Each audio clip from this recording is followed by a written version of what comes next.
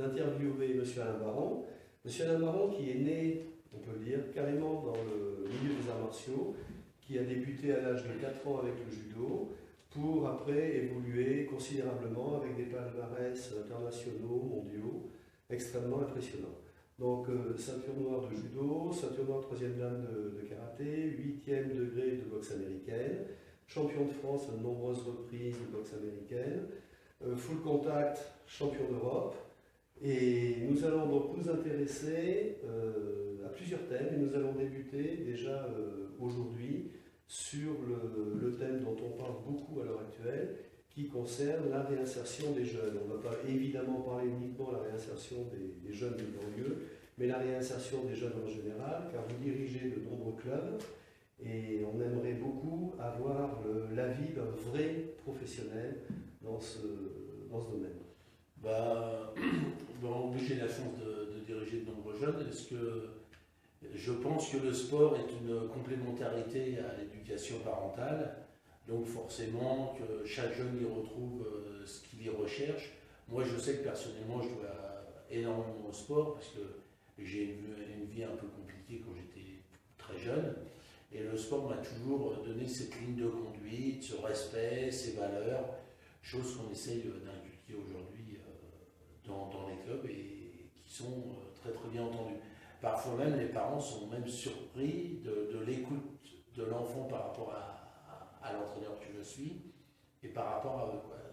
Si moi je leur dis quelque chose, c'est pratiquement aussi bien, voire plus entendu que la parole du père ou de la mère. Mais c'est comme ça. Oui, c'est ça. Avec l'évolution de notre société et ce que l'on s'aperçoit, les difficultés de plus en plus importantes de communication, on peut dire, entre les parents, les enfants, ou même entre les politiques et les adolescents et les jeunes adultes. Est-ce que vous avez remarqué, avec votre expérience au fil des années, que votre activité devenait de plus en plus difficile, ou alors au contraire, que c'était vraiment à travers tous les symboles que l'on retrouve dans la pratique justement de ces sports qui sont très durs, parce que le full contact est un sport extrêmement difficile, extrêmement dur, brutal, mais qui permet un travail très très fort sur soi.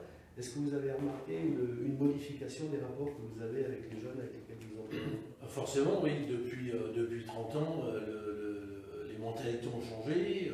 Déjà, l'informatique, tous les réseaux sociaux. Aujourd'hui, vous faites quelque chose, 5 minutes après, c'est dans le monde entier.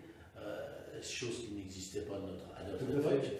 Et c'est vrai que cette évolution, elle est bien dans un sens et mal dans un autre. Par exemple, je me rappelle, j'ai souvenir l'année dernière d'avoir une fille qui avait une page Facebook. Elle rentrait pas dans le moule de la classe. Elle a été persécutée. Elle est même tombée malade. C'était méchant. C'était une fille qui avait 12-13 ans, qui n'était pas une femme ou une jeune fille. Et c'était des mots méchants. Elle a été très très blessée par tout ça. Elle est venue faire de la boxe chez moi. Je lui ai dit qu'il fallait arrêter les réseaux sociaux, c'était pas grave, on peut vivre sans.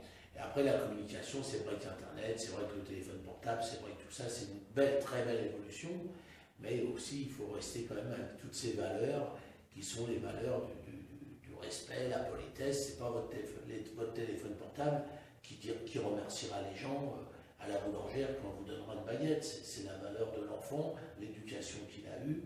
Si c'est pas dire merci, bonjour, merci et au revoir à 6 ans, 5-6 ans, il ne saura jamais le dire. Et la politesse, c'est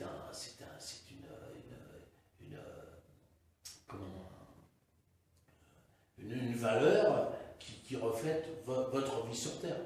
Être poli, c'est pas, on n'est pas poli pour faire plaisir à ses parents. On est poli pour avoir une reconnaissance. On dit tiens, c'est quelqu'un de bien élevé, c'est quelqu'un de respectueux, c'est quelqu'un. Voilà, c'est toutes ces valeurs-là qui l'engendrent. Et justement, pratiquement la dernière question, le full contact, donc ce sport extrêmement violent qu'on peut qualifier d'extrêmement viril, un sport d'homme. Pour vous, en 2 mots, quelles sont les les vraies valeurs qu'il va pouvoir apporter justement à ces jeunes adultes, à ces adolescents? Alors, je rebondis sur la virilité du sport. Il faut savoir qu'aujourd'hui, on a une évolution féminine dans notre sport qui est magnifique. Depuis 2 ans, beaucoup de femmes pratiquent notre sport. Mais enfin, c'est vrai que les temps changent et ça a beaucoup évolué et tout ça. Donc, la dureté du sport, enfin, les valeurs de la boxe, ce qu'on n'a pas dans, je ne veux pas dire du mal des autres sports, mais par exemple, sur un vélo, on est tout seul dans un ring, on est tout seul. Les sports, je parle individuel. Hein. Le sport individuel, il est beaucoup plus bénéfique au niveau de la reconnaissance et autres qu'un sport d'équipe où on peut toujours se reposer.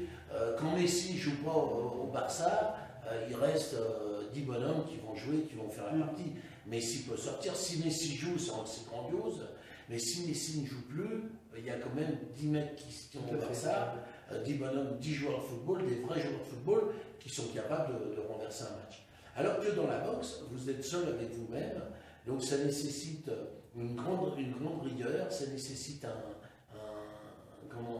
vouloir, parce que c'est très très mental, il faut être convaincu de son travail, il faut avoir envie déjà, c'est ce que je dis, on ne fait pas de la boxe pour faire plaisir à son père ou à sa mère, on fait de la boxe, moi j'avais envie d'être champion quand j'étais petit, j'avais 5-6 ans, je dis un jour je serai un grand champion de boxe, voilà, de full contact, en 76 quand j'ai commencé avec M. Valera, j'ai commencé là-dedans, je me suis éclaté et j'ai dit je serai un grand champion de ça. J'ai tout fait pour devenir un champion. Donc c'est beaucoup de travail, c'est des heures et des heures à la salle. Et avoir la tête, tiens ça, j'avais la chance d'être jeune marié à l'époque, ma femme gagnait bien sa vie, voilà. Moi je faisais que de la boxe. Donc j'étais concentré à 200% sur la boxe. Et aujourd'hui, on a l'impression que les jeunes qui arrivent, ils pensent qu'en s'entraînant un petit peu et puis machin, on peut devenir un champion de boxe. Ça, c'est pas possible. Ça, et d'ailleurs, ils s'en rendent vite compte que. Moi, j'avais 13 ans, je faisais du karaté, je voulais être Bruce Lee. Je me suis vite rendu compte qu'il fallait beaucoup de temps pour être Bruce Lee, donc je suis passé à autre chose. Mais c'est pour vous dire que finalement, cette dureté, tout ça, mais aujourd'hui, c'est ce que je disais tout à l'heure, les femmes ont vraiment un concept une envie d'apprendre, une envie et cette sagesse pour justement progresser dans ces sports. Merci beaucoup. Trois derniers petits mots. Le full contact, en termes de valeur, il apporte quoi? En 3 mots. Dans le cadre de la réinsertion sociale, dans le cadre de... Eh bien, contrôle de soi, bien-être et... Humilité. Humilité, tout à fait. Très bien. Mais merci beaucoup. Merci beaucoup.